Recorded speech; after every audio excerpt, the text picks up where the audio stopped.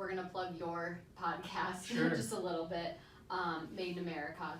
And in those episodes, you interview lots of manufacturers, people in the manufacturing space. So, do you want to talk about that a little bit? Absolutely. And why I did that? Why you did A lot it? of people ask. Yeah. So look. At the end of the day, I've learned my entire life that you're either part of the solution or part of the problem.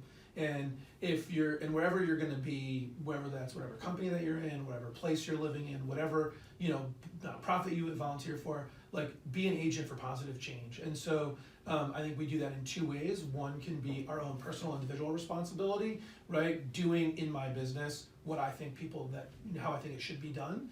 And not to switch gears back to IT Direct, but just a quick thing, and we can get back to it, is, when I started IT Direct, one of the things I always have talked about is I wanted to build a company that I would love coming to work at, even if I didn't own it.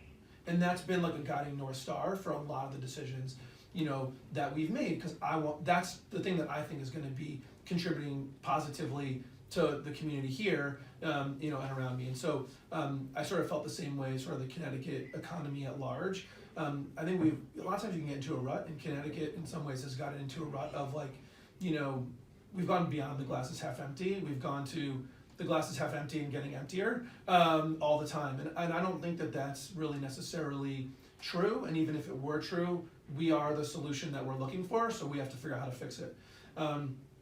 So how that translated to the podcast is, I think I sort of got goaded or dared into it a little bit. I talk a lot about how there are so many good things happening in Connecticut, and I see it. One of the great things about my job is I meet with so many different business owners and business leaders, not just from IT Direct, since we service, now like 150 businesses, but, I'm involved in a lot of networking groups. I sit on some nonprofit boards. I've always been really interested in business, so I'm in other business groups where we do peer learning. So I talk to business owners all over Connecticut all the time, and there's so many great things happening. And so I would bring that up pretty regularly when people would get negative. And somebody finally was like, well, listen, if you think there's so many good stories, why don't you go and find them?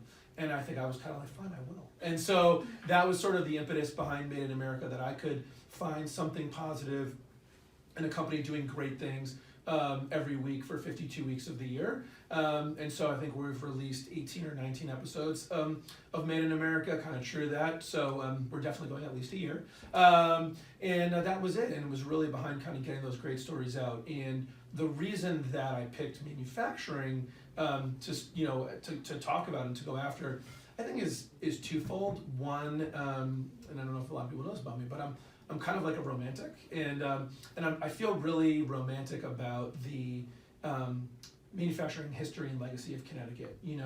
I always kind of get a little perked up when I drive by the Colt building. My first office outside of my apartment was in an old manufacturing building in Hartford that was right across from what was the old Royal Typewriter Factory. There's so much history.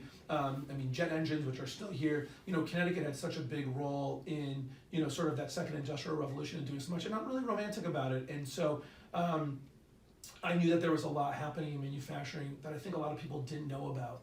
And I thought, here's a really great opportunity to reconnect us to our roots and share that manufacturing isn't the sort of dying, dark, dirty, dingy, Connecticut history. It's the, lean, green, and clean, amazing Connecticut future. And there's so much cool stuff going on. So that's why I decided to do manufacturing.